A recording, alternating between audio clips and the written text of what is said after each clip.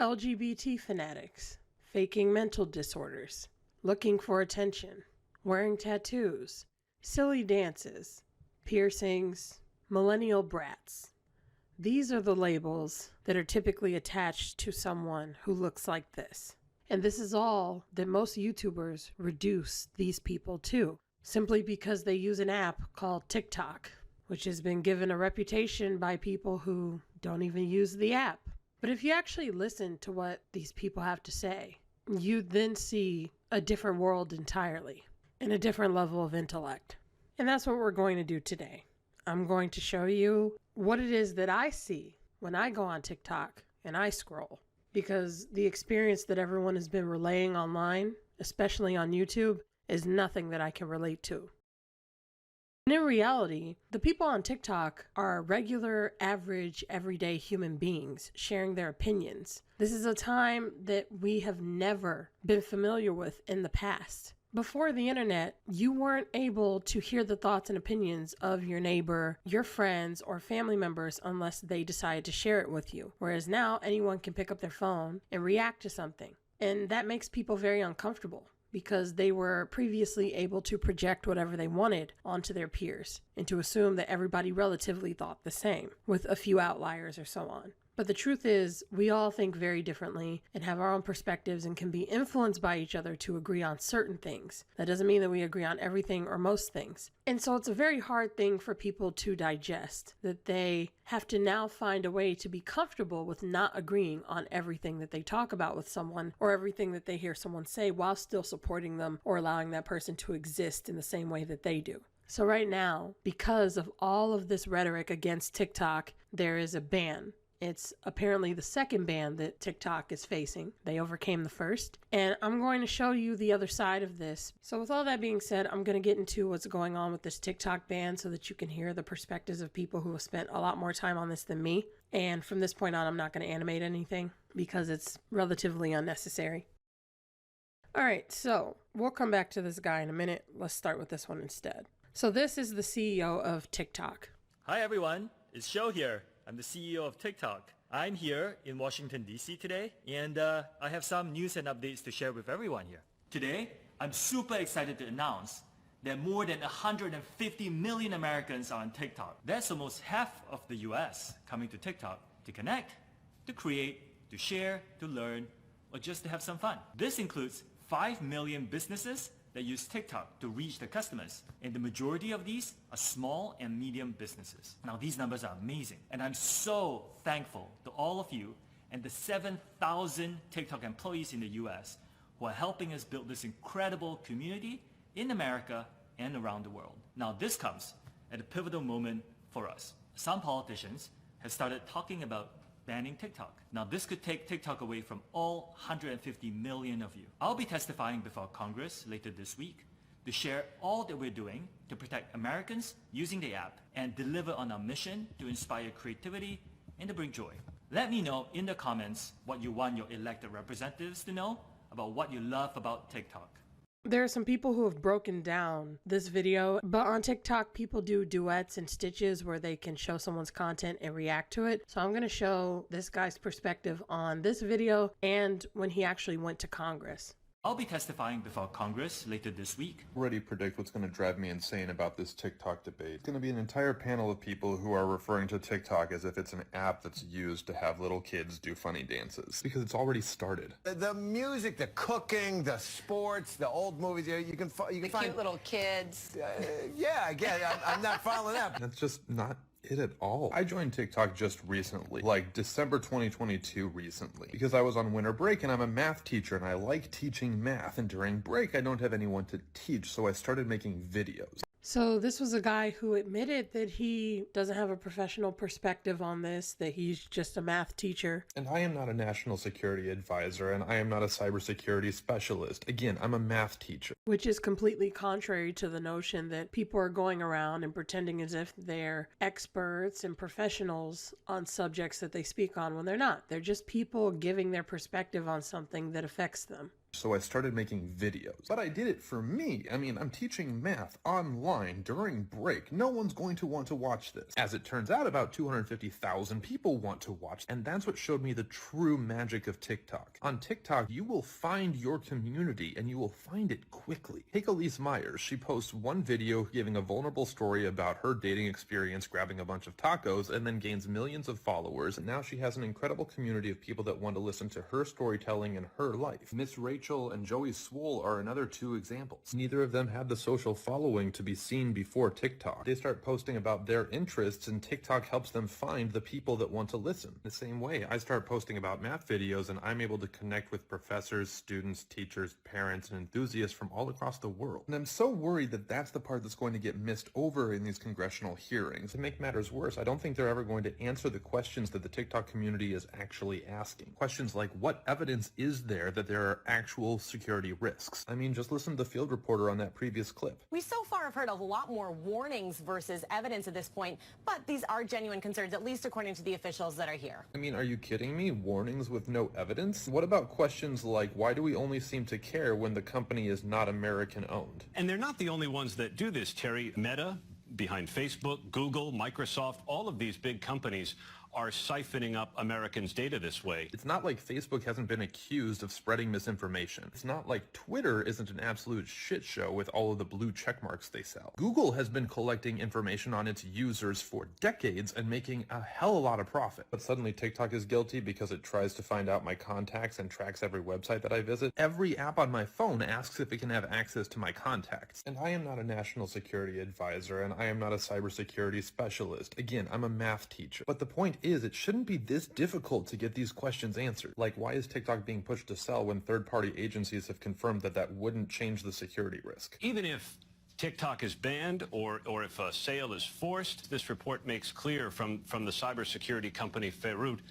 that it may not actually matter. I mean, of course it doesn't matter, because they could just buy it from the other companies. The moral of the story is that I'm worried that the narrative that's going to get spun is that this app is a simple, silly form of entertainment that can't hold up to the great security risk that it poses. And as silly as this sounds, I really think with America's track record, this is what's going to happen. Just such a bummer, because I'm so proud of all the work that we've done here on TikTok to help make math more accessible. So in the meantime, I'm going to be posting all the same content over on Instagram with the hopes that I'll eventually be able to come back to TikTok. And my hope is that you'll take a moment and come join me over there, so that even if I have to start this work all over again, at least I won't have lost you too.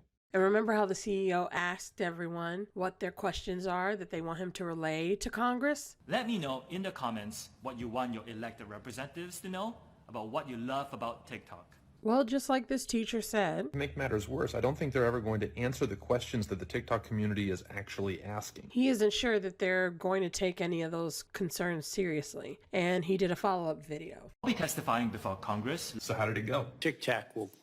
So, The TikTok bite dance. yes. We have to be Yes. more specific. Yes. It was a complete embarrassment. For 5 hours with only 3 10-minute breaks, CEO was completely disrespected by a panel of U.S. representatives. Does TikTok support good? You're a logical man, I assume. The chair lady, she said you got to tell the truth, okay? I'm going to talk to you in some language that maybe you'll better understand. Everybody in this room understands that, except maybe you. One thing was clear. A majority of our representatives obviously had no idea what they were talking about. So, the weekend, I'm sorry if I'm butchering the pronunciation.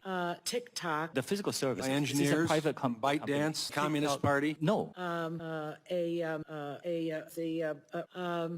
Does TikTok access the home Wi-Fi network? How does how does TikTok, rather? What? They grilled him on his company's private financials, information he was under no obligation to share. How much money? What is your salary? Is that an accurate forecast? How much revenue is generated per user? As a private company, I would prefer to keep my compensation private. We are not disclosing our financials today. Congressman, Private company, and you're not going to tell me. And for the record, this TikTok is 7 minutes long. But a lot of people on YouTube want you to think that TikTok is just a place where you see someone talk for 30 seconds or a minute. And not only can you give people a lot of information in that short amount of time, but TikTok has a reward system where the more you post on there, the longer your videos can be. So if you gain a certain amount of traction, you can then have 3-minute uploads, 5-minute uploads, 10-minute uploads, and so on. But I'm getting ahead of myself. I'll go back to this now. and he often had political talking points thrown at him with no ability to respond. Can I respond? We're going to move on. Is it okay if I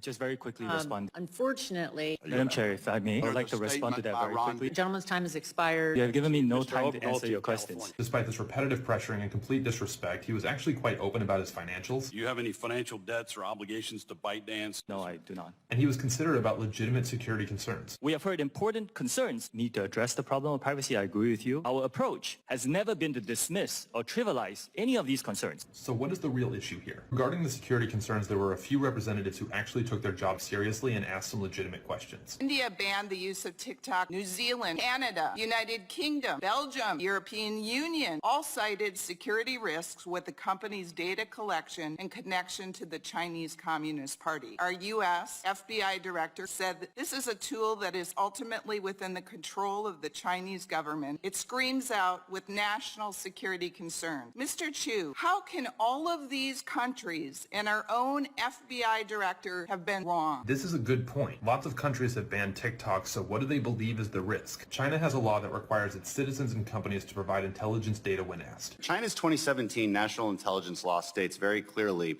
that, quote, any organization or citizen shall support, assist, and cooperate with state intelligence work in accordance with the law and maintain the secrecy of all knowledge of state intelligence work. In other words, ByteDance and also your TikTok employees that live in China, they must cooperate with Chinese intelligence whenever they are called upon. And if they are called upon, they're bound to secrecy. We hear these concerns. We didn't try to avoid them or trivialize them. We built something where we take that data and put it out of reach. But they own you. ByteDance owns TikTok, and the CCP owns ByteDance, because CCP owns everybody in China. And so by law, they can make them do whatever they want, and they say that by law, you can't tell anyone about it. So that's our concern. I want to say this to all the teenagers out there and TikTok influencers who think we're just old and out of touch and don't know what we're talking about, trying to take away your favorite app. So he just told the truth there. This is a common thing in politics where they will say the truth and claim that it's not the truth. Influencers who think we're just old and out of touch and don't know what we're talking about, trying to take away your favorite app. These people are old. No one's going to deny that. They're out of touch because they're some of the richest people in the country, and there's enough statistics to back up the fact that the richer you are, the more apathetic you become to poor people and their problems, and the more apathetic you are to other human emotions. And they are clearly trying to take away everyone's favorite app, hence the ban. So everything he said there was a lie. Out there and TikTok influencers who think we're just old and out of touch and don't know what we're talking about, trying to take away your favorite app. You may not care that your data is being accessed now, and with data comes power. They can choose what you see and how you see it. They can make you believe things that are not true. They can encourage you to engage in behavior that will destroy your life. Even if it is not happening yet, it could in the future. Which is exactly what they're doing here in America with social media like Twitter and Facebook and so on. So it's very hypocritical for him to say this. Believe things that are not true. They can encourage you to engage in behavior that will destroy your life. Even if it is not happening yet, it could in the future. The long-term goal of the Chinese Communist Party is the demise of the American power, and that starts with our youth. At any moment, they could demand that all of TikTok's data be used to design an AI algorithm with the sole purpose of promoting Chinese interests and destroying our society from within. To address these concerns, Mr. Chu has begun an initiative called Project Texas, which aims to move all of sensitive American data into servers located in Austin, Texas. There it will be controlled by American employees underneath American supervision, subject to American laws and audited by American experts. When that is done, all protected U.S. data will be under the protection of U.S. law, under the control of the U.S.-led security team. This eliminates the concern that some of you have shared with me. The TikTok user data can be subject to Chinese law. We expect that to be complete this year. He has also shared a lot of proprietary information in regards to how the TikTok recommendation algorithm actually works. We will also provide unprecedented transparency and security for the source code for the TikTok app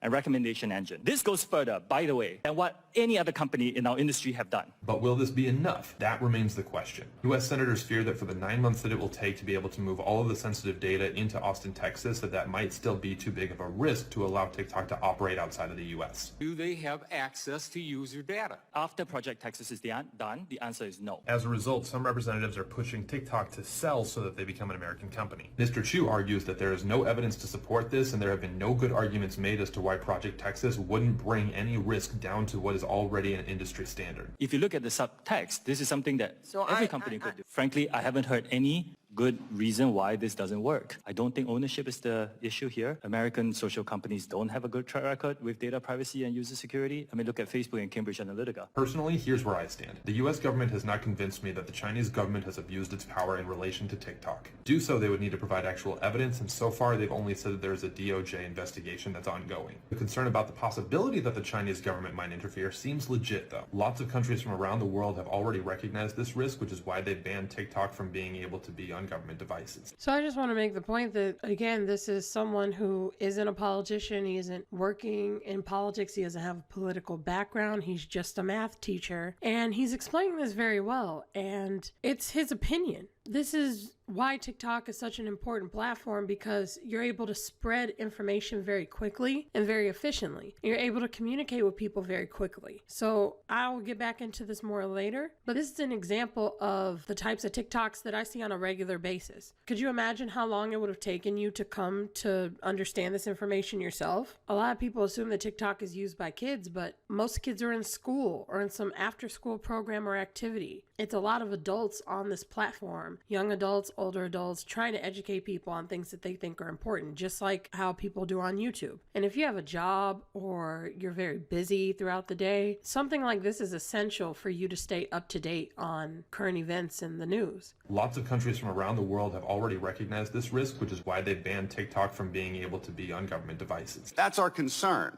Maybe you haven't done it yet, but my point is that you might have to. And the American government, along with most of the world, recognizes that the Chinese government's treatment of Uyghur Muslims amounts to genocide. The Chinese government has persecuted the Uyghur population. This is clear evidence that the Chinese government is willing to abuse its power. However, the stance that the U.S. is taking is inconsistent. They claim that the risk is that the Chinese government can coerce a Chinese employee of TikTok to access sensitive American data, and they have to acknowledge that that risk exists for all social media platforms. A lot of it is speculation, something they could do. If you look at the subtext, this is something that every company could do. This leaves them with two options. Ban all tech companies from working with Chinese employees, or find another solution. This is where I side with Mr. Chu. If the risks exist and separating ourselves completely from China is unrealistic, then the next best option seems to be transparency. I see TikTok's willingness to accommodate for U.S. concerns as a good faith effort. They have already publicly committed to not allowing any government to interfere on their platform, and they've invested $1.5 billion so far in Project Texas. If there is a risk of Chinese manipulation, then auditing for this risk seems like the next appropriate step. But this is just my opinion as a critical citizen. Of course, there are a lot of other topics discussed during the hearing, some of which were good questions with legitimate answers. Does TikTok keep records of users' credit cards and passwords? Are individuals with eating disorders shown more distressing content? What about those with mental health issues? How quickly does your algorithm detect keywords or content that involve illicit drug trafficking? And others that weren't. Does TikTok support genocide? But this video took me 3 straight days to make, so I need a break. If you found this video helpful and would like me to summarize the other topics, show me your appreciation by clicking those side buttons, and follow along here and on my other platforms in case TikTok gets banned. And remember that you have been invited as an active citizen to participate in this discussion. We think engaged citizens are welcome and a valuable part of the political process. Contact your representatives, or if you'd like, you can sign a petition that I have linked down in the description. And people want you to think that certain opinions are just being inserted for no reason, but even here in Congress, they're saying, yeah, we want your participation. Now, whether or not you believe that is a separate story, whether or not they're telling the truth, but it is invited. And it always has been. We're allowed to say how we feel about things. So the way that all of this is being shown is highly suspicious, and it's taken out of context. TikTok has been reduced to basically a parody of itself, and it gets worse. So you remember how I said that TikTok is a place where people can show the type of news that the actual news doesn't want you to see or won't show? Well, here's an example of that, something that's currently happening right now as this ban is going on. Yesterday, a woman who lives in East Palestine, Ohio, went on TikTok to tell her story about how after a town hall meeting talking about the chemicals that had spilled from the train derailment, lawyers recommended you get a blood test for dioxin to see if it was in your blood. Again, this chemical has been linked to cancer, reproductive issues, and many other health issues. When her doctor gave her the prescription to go get her blood drawn, she went to the lab and was told that they no longer have authority to do that blood test. Watch here. Toxin level checked, just like the town hall meeting the lawyers suggested residents do, and anyone that thinks that they've been affected. So my doctor looked around, found a lab called LabCorp, which was one of the labs that was listed that does this. And the thing about that is it's going to be a national thing that every LabCorp should have those codes to test for blood dioxin. So this morning or yesterday morning or whatever it was, his assistant called LabCorp, got the script. They sent it over. So here's the script. It says blood dioxin on it, right? It was approved as of yesterday. The lab tech said she can come in and we'll do it. So they faxed it over this morning. I went in to get the blood work done. I sat down at the desk to get checked in, and the gentleman that does the blood work said, I'm so sorry to tell you this, but for some weird reason, it's been discontinued. We no longer have authority to take your blood and test it for dioxins. And he said, this is weird. He's like, I just did one like a couple. After seeing her video, I wanted to do more research into LabCorp and found out that LabCorp operates one of the largest clinical laboratory networks in the world and in the United States. So I wondered, who are their largest shareholders, and found this. In the title of her video, she also states that Quest is no longer doing these blood tests, so I went to find out who their largest shareholders and found that LabCorp and Quest have something big in common. But who else do they have these large shareholders in common with? You guessed it, Norfolk Southern, the same company that owns the train that spilled these chemicals all over East Palestine, Ohio. Let me know what you think down below. So again, ask yourself, how long would it take for you to come across this information naturally without seeing a TikTok that reports it for you? This is a completely separate subject from the TikTok ban. And for you to learn all of that information would take so long. And then when you take into account the fact that you have other things you need to do, you have a job, you have chores, you have responsibilities and errands to run, it could take you weeks to do the kind of work that these people are doing to uncover this information. If you want to know how long it took for me to come across these TikToks, every TikTok that I'm going to show you in this video, it wasn't weeks, it wasn't days, it wasn't hours. I only went on the app just to see what would pop up on my feed, and I scrolled through 15 TikToks and I saw all of these. Imagine how much information I could have known if I had scrolled for an hour, which I didn't need to, but just keep that in mind as I show you the things that I saw.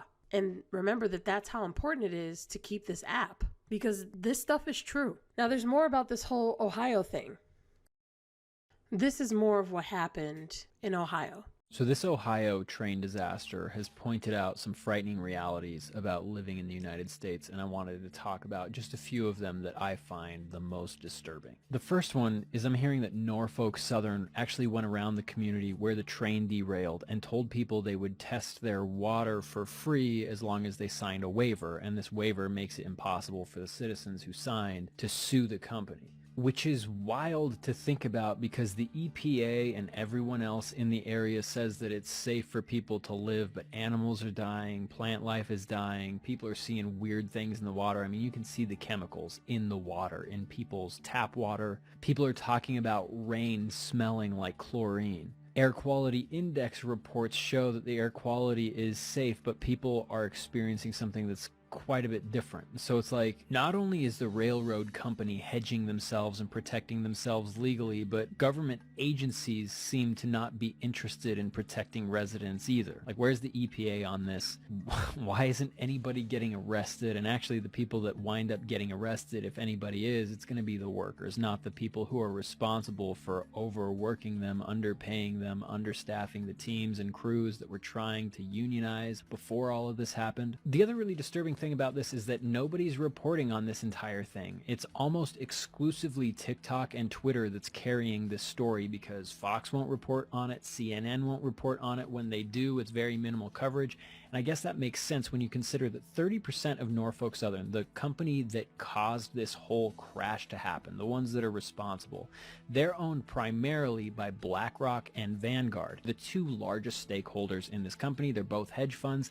And incidentally, CNN, which is owned by Warner Discovery, and Fox News, which is owned by Disney, Vanguard and BlackRock are the two major shareholders in both of those companies. So the people that have a majority shareholder stake in the railroad that derailed also have a majority stake in the media companies that would be reporting on it. So the last thing that these people would want is an app that can completely go around the system and share the very information that they're trying so hard to suppress. I won't even be showing you every TikTok that I saw. Half of those TikToks that I scrolled through were talking about Ohio, and the other fourth or a little bit more were talking about the ban.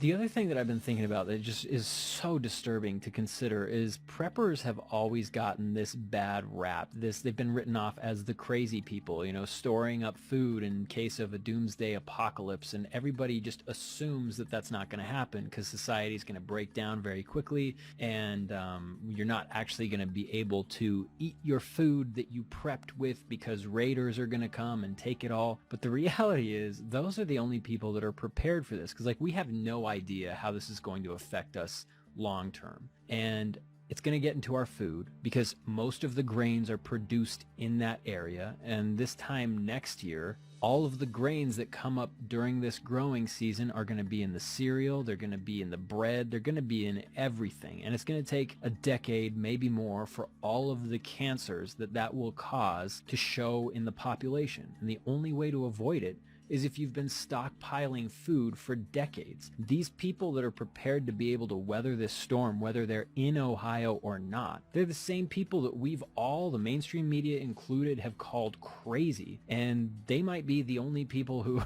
who actually have the ability to insulate themselves from this ecological disaster. And the thing that makes me the most angry is at the end of the day, it doesn't matter who's responsible for this, because nobody's going to be held accountable. Sure feels like it's the American government allied with capitalists against the population of the United States. And this is just another event that makes that feel more real than ever. And that alliance usually manifests itself in a media that's difficult or impossible to trust, or information that's impossible to find. And the truth just is virtually non-existent.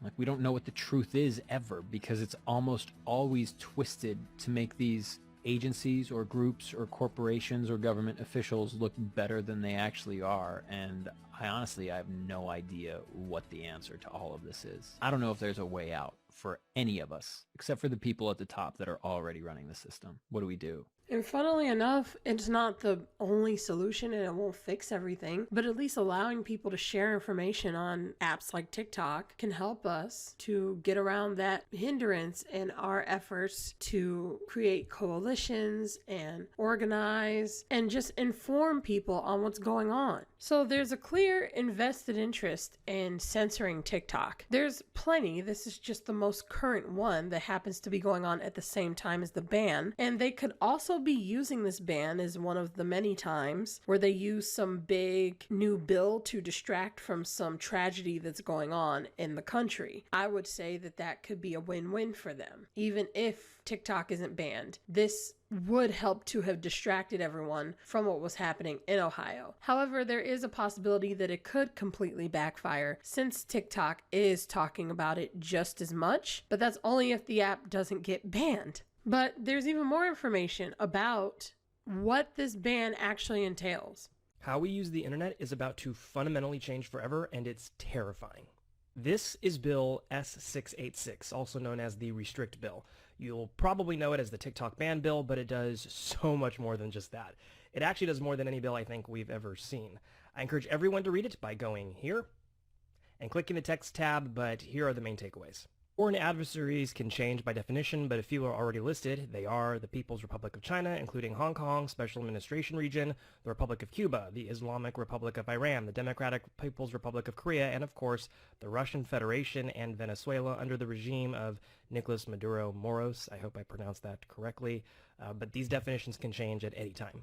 The bill covers hardware technology like modems, routers, and home cameras, and virtual tech like VPNs, and basically bans them if they are manufactured by or used to contact and deal with foreign adversaries. Speaking of VPNs, using VPNs to bypass banned apps such as TikTok is made a criminal act under this bill, and the penalty, it's a minimum imprisonment of 20 years and a minimum fine of $250,000 or $1 million, depending if you knowingly did so to access banned content. The bill gives the federal government the power to monitor any activity used by these suspected devices, virtual or otherwise. Essentially, they can monitor what you are doing at home 24/7 without even informing you. This includes things such as routers, video games, streaming apps, smart thermostats, Ring cameras, basically anything that uses the internet. Now, the real terrifying part of all of this, as if that all wasn't terrifying enough, is that the bill goes on to state that this will happen by the president appointing a Secretary of Communication. That secretary then forms a group on their own without any voter input whatsoever.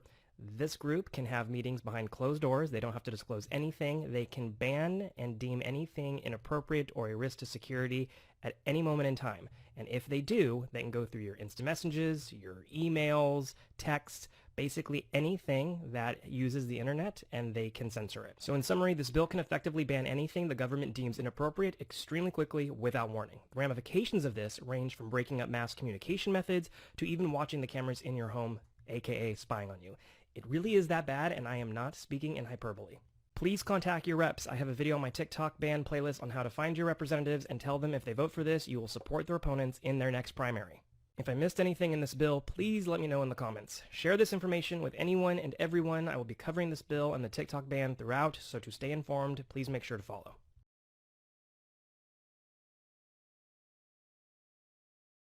All right, so let's hear what this guy has to say.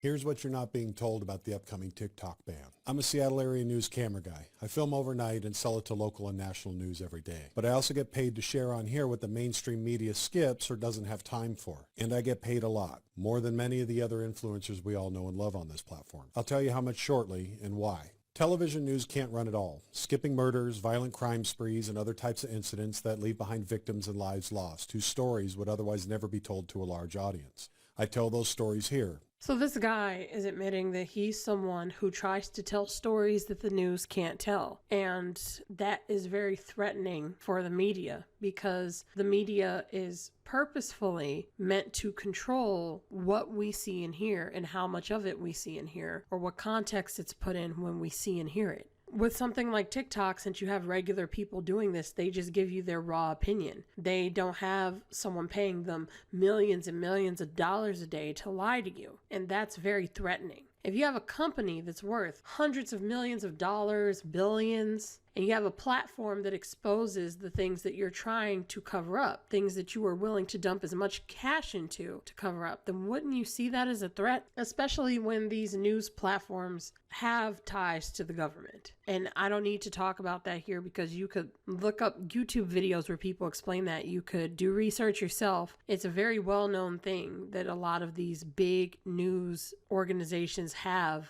ties to the government. All right, let me see what else he said. I tell those stories here. And TikTok started to realize creators like myself with longer, more informative content are a big part of the platform's future as they turn more into a search engine and information sharing space like YouTube. Facebook and Instagram have seen this coming, and in turn they've started lobbying the government against TikTok. This week they had a huge win in that fight, lobbying the government to create a new set of laws so President Biden can shut TikTok off in the U.S. without being challenged by the legal system in court.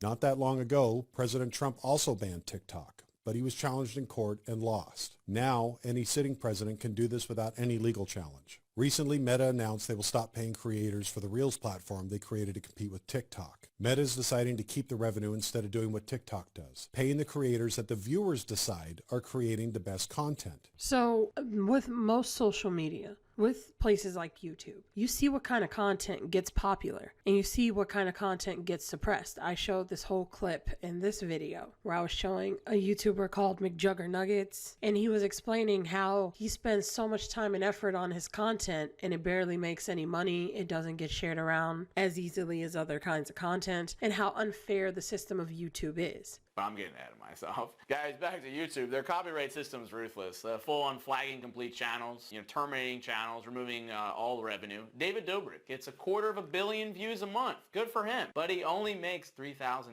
He makes less than the average household. I'm a massive creator, being left in the dark. just like all the other massive creators, pretty much all the creators. Once again, I reiterate, I never ever once felt valued by the platform. No communication whatsoever. Cookie cutter awards. It's the fact that YouTube hides and restricts our reach for our viewers. They pick and choose who the rules apply to. The rules apply to some people and the rules do not apply to other people. YouTube decides. There's no rules. Hell, even dramatized violence for comedy, skits, or animation will result in no monetization or decrease monetization, which they might not even tell you about. It still might show up green and they'll still suppress your viewership and get you lower CPMs. How are you supposed to do anything?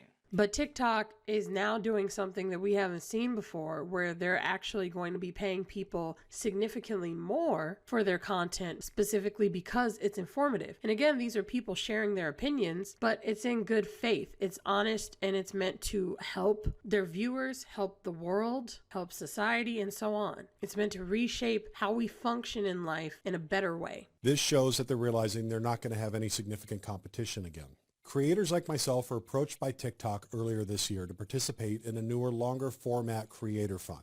They wanted more in-depth, informative, engaging content. A viewer has to watch one of my videos longer than the typical short-form videos to even qualify as a view. This is a shift from the 7-second quick hits or thirst traps from the past. To incentivize this, they're even paying creators like myself over 20 times more per view than the old system. And this would completely reshape how people view TikTok, because just like how TikTok has been known to be little dances and quick little cooking videos or this or that with kids, with them being paid more for their longer form content, this is the kind of stuff that's going to be more significant on the app. And it already has been more important naturally, but here they've actually created an incentive around what the viewers have naturally shown them is something that they care about. And that's just something that we haven't seen. People like me can now work our own hours and tell the stories that I want to tell. Here I have over 140,000 followers, and I have over 6 million views this month alone. Instagram, I put up the exact same stuff and get a fraction of that.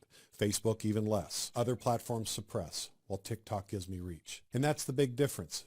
Instagram promotes sponsored content and selected creators. TikTok pushes organic content the viewers pick. The fact that a Chinese company is the platform pushing organic free speech to the masses while still maintaining a quick hand on harmful content may at first seem ironic, but it also should tell you there's a lot more to the story than you're being told. Meta, like other apps, are willing to share its data for a price to anyone willing to pay the price. We've seen this in our previous elections. Everything we do on our phones is for sale now. And simply singling out one app to ban instead of creating a system to manage this new challenge is wrong. Not within the free market and very un-American. This gives us freedom, which is the thing that I've been talking about lately. So if you remember this guy at the beginning of the video, I was saying that he looks like the type of person who people just assume is some Gen Zer who just identifies as this and that and just call me my pronouns and just does little dances and memes and fakes a mental disorder. But this is what happens when you actually go on the app and listen to what these people have to say for yourself. If you only watch a single video about the TikTok ban, I want it to be this one. The United States has never before banned a social media company from existence, from operating in our borders. And when the United States is proposing a very major move that has something to do with significant risk to national security, one of the first things that happens is that Congress receives a classified briefing. And I can tell you that Congress has not received a classified briefing around the allegations of national security risks. Speaking of national security risk, Meta, which has posed a threat to our national security and allowed for foreign intervention in our elections, is still available in this country. Meta also participates in the sale of our private data. The owner of Meta, Mark Zuckerberg, is largely behind the lobbying to get rid of the app because he's been trying to purchase it since 2016. Turns out Mark Zuckerberg has a dark past with TikTok that he doesn't want anyone knowing about right now. It's no secret that the banning of TikTok in the US would benefit Meta. But the lengths that Zuck has gone to make it happen is shocking. But before he wanted to get rid of it, he wanted to own it. In 2016, Zuckerberg was in serious talks with the founders of Musical.ly, which is now TikTok. But when the deal never happened, he tried to copy it with an app called Lasso. If you've never heard of it, it's because it failed miserably. But then when TikTok started taking off and Trump wanted to ban it in 2020, he began aggressively lobbying against TikTok in Washington. In a private dinner at the White House, he argued that China's internet firms posed a threat to American businesses and, quote, should be a bigger concern than reining in Facebook. Remember his position on China because this gets crazy. Now, after TikTok survived the first ban, the Washington Post received leaked emails confirming that Mark Zuckerberg paid a large consulting firm last year to organize a nationwide campaign with the primary goal of turning the public against TikTok. He officially entered his villain era at this point. One email read, dream would be to get stories with headlines like from dances to danger. How TikTok has become the most harmful social media space for kids. This is in reference to dangerous trends that supposedly started on TikTok, but after investigation turned out to have originated on Facebook. Other messages the firm was trying to push was that TikTok is the real threat, especially as a foreign-owned app that is #1 in sharing data that young teens are using. Sounds a lot like yesterday's hearing in Congress. But before he was worried about data being shared to China, he wanted to be in China. In efforts to get Facebook unbanned in the country, he learned Mandarin to give speeches, touted Chinese science fiction books to all of his followers, posted a photo of himself jogging through Tiananmen Square, and here's the wildest part, he even asked Chinese President Xi Jinping to bestow an honorary name on his then unborn daughter during a White House dinner. Fast forward to today, and all that hard work might just be paying off. And unfortunately for Mark Zuckerberg, if anyone wants to look this stuff up, it's all public information. It's very self-evident that lobbyists like Mark Zuckerberg and the politicians whose pockets they line are standing to gain a lot from this. But this isn't the only thing that Congress and U.S. politicians are gaining from this transaction. I just saw the report that says how many of the committee members of yesterday's TikTok committee recently purchased stocks in TikTok's competitors. And I forgot about the, insider trading shit that happens in Congress, but I want you to think for a second. This isn't them just knowing information that'll change the value of stocks. This is them actually creating policy that will change the value of stocks and buying and selling stocks based on that. That's stock market manipulation. You heard that all correctly. Not only do U.S. politicians not have sufficient evidence to move forward with a ban, but they are also taking hush money from corporate lobbyists so that they can invest into those corporate lobbyist companies and make money out of this ban. And if you thought it was as simple as getting a VPN and jumping back on the app, well, it's not. I'm not really worried about a TikTok ban in the US. Why not? If it's banned, I'll just get a VPN or download the APK or use Tor or whatever. And the Restrict Act, which is in the Senate right now, has some serious penalties for doing that. $250,000 on the civil side, plus up to $1 million in criminal penalties and up to 20 years in jail. And they can take your phone or any products you were planning to sell on TikTok. It also exempts the Secretary of Commerce from the Paperwork Reduction Act for the purposes of implementing this act. So theoretically, they could also demand that you turn over sensitive personal information and then bury you in requests for paperwork. Whether or not you use TikTok, this affects every American. This is not an issue of left or right. This is an egregious example of how the U.S. government is stripping away our First Amendment right to freedom of speech and taking dirty money while using dirty political tactics to financially benefit from us. This is bigger than just TikTok. And if you think that this isn't going to happen to other social media platforms like YouTube, then you aren't looking at this objectively, to say the least. It always starts with one. Whatever we allow them to do in one case, they're going to try to do whenever they see fit. And so I'm going to be linking whatever I can find possible to help stop this from happening in the description. It'll be basically at the top of my description because this is serious. And some people wonder, well, why do the videos look so professional? There aren't regular people in their house talking about this, because I'm sure that's where all those stereotypes come from and you're cherry picking. Again, this is just what I saw while scrolling. Regarding this TikTok ban, here are my 2 cents. I think the whole thing has very little to do with our government being so concerned about our data. Our data has been sold 1 million times over. By American companies, no less. Cambridge Analytica was a frickin' disaster for our country. Facebook has lost track of our data so many times you'd think Mark would get tired of saying, "Oh, sorry everyone, our bad." But he knows that apologizing after the fact costs him less money than doing the right thing. And since our government has never held him responsible, just like any other company, he keeps paying the fine and apologizing to the cameras. We all know that we can't speak around our cell phones or Google HomePods or Alexa without the thing you were talking about coming up in some targeted ad on your phone or computer. You know what I need? A new blazer. Oh, look at all these cute blazers in my feed. We should probably get a 3D printer. Oh, hey, look at the printer that just came up. What a good deal. Come on. It's weird and it's scary and it's very Big Brother, but it's been happening for years and there was no bipartisan concern from our government to do anything about that. And this is just a regular woman in her house making videos, and she's into politics, but she's not a politician. This is, again, someone just sharing their opinion. But it looks very different from the type of stuff that people will tell you is all over TikTok. Then we have to listen to these ridiculous hearings, where a vast majority of our representatives look like morons who don't properly understand Wi-Fi, let alone data harvesting, acting like experts on a subject they know nothing about, and threatening to shut down something 150 million Americans use for business and entertainment and communication and community because they're suddenly so concerned about our safety. Please. If you were so concerned about America's safety, you would have bipartisan hearings on the extraordinary amount of gun deaths in this country. If you were looking out for the best of the American citizen, we would have universal health care and a living wage and affordable housing. To me, this is about our government, A, being played to do a hit job by one social media company on another, and B, being upset that they can't entirely control the narrative anymore. TikTok is not just a dancing teenager app. It's a place where marginalized voices can connect and educate and inspire the rest of us. It's where we literally get breaking news now. Or news and stories our billionaire-owned agenda and profit-driven media hasn't curated within an inch of its life. Listening to mainstream media, you would have thought that train derailment in Ohio was fine and the water and air were all good. until the people on the actual ground started posting what was really going on. We talk to each other on TikTok. We communicate and we gather. It's people-driven. Where else can I learn about the trans experience, the Black American experience, epidemiology, climate science, or in my case, break down political issues into bite-sized pieces so more people can understand and be engaged? We're certainly not getting that information in school, especially since all the things I just mentioned are systematically being stripped from any educational experience in this country as we speak.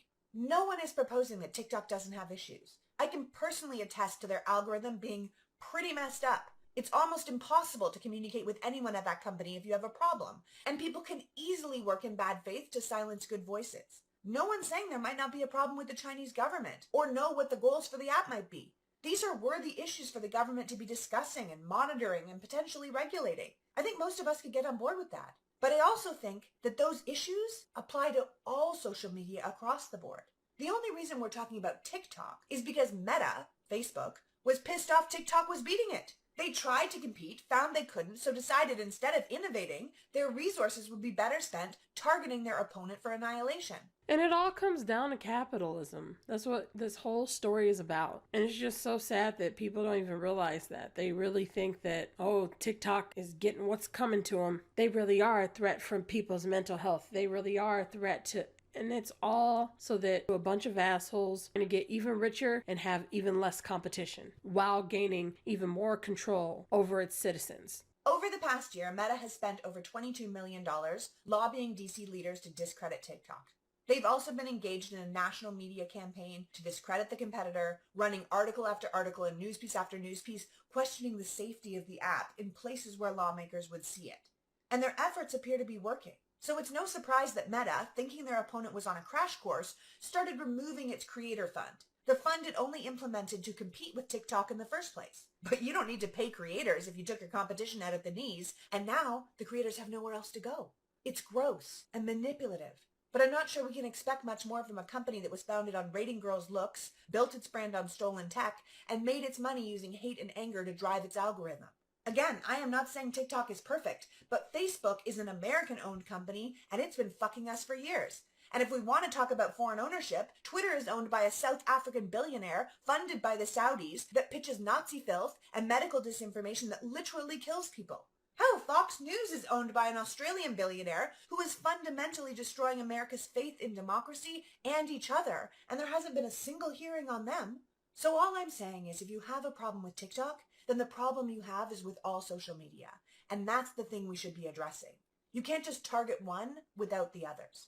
I propose you sit down with a bunch of experts, and you find the best way to make all social media sites safer. Put in rules so no one can mine our data. Pass laws so they can't sell our information. Write legislation that monitors their algorithms to make sure we aren't being pitted against each other for ad dollars. We're okay with rules, but willy-nilly banning one site and not the others makes no damn sense. Aside from it being an absolutely asinine move politically, it doesn't actually make Americans any safer. Less informed? Yeah. Less happy? Definitely. But not safer. Nope, not if you're leaving all the other sites alone. Of course, finding solutions takes longer and will be more work than simply banning something so you can turn around and say you did something, and maybe stick it to our new Cold War enemy in the meantime. But if we have learned anything from Republicans this year, simply banning the things you don't like or understand against the will of the people is an authoritarian move. And you can hardly call yourself a nation of freedom if your go-to is to solve problems by simply eradicating them without any thought of who it might harm. If this is really about data, the CEO of TikTok has said they're planning to move American data to American soil to be overseen by an independent American company. So the problem should be solved, right? But it's not, because this is more about convening a witch trial. And it's really not any fun if you don't end up getting to burn a witch. And just in a matter of minutes, in under an hour, you're able to understand all of this information. Without social media, you would have to rely on the news to tell you all of these things. And did you see any of this on the news? It's just even more disheartening knowing that YouTubers are unknowingly contributing to the suppression of social media when they attack a platform like TikTok. Because they're actually setting it up so that if people take them seriously and believe what they have to say about TikTok, that then emboldens lawmakers because the people will then support the lawmakers in whatever they want to do with something like TikTok, as in banning it.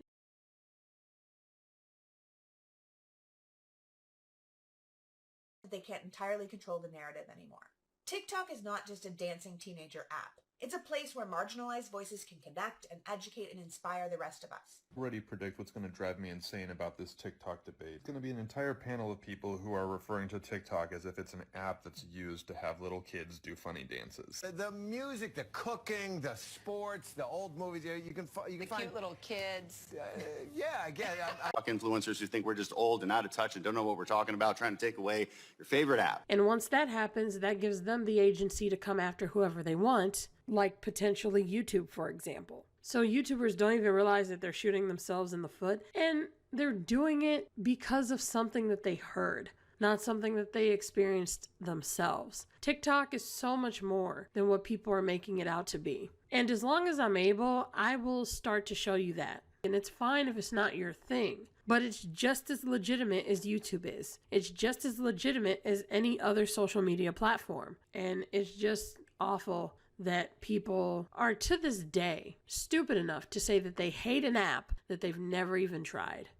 So anyway, thanks for watching. Tell me what you think. Don't forget to look in the description if you want to help stop the ban of TikTok, help to protect our privacy and our democracy. I'm going to link whatever possible. Please contact your reps. I have a video on my TikTok ban playlist on how to find your representatives and tell them if they vote for this, you will support their opponents in their next primary. Thank you all for watching. Tell me what you think, and I will see you all next time.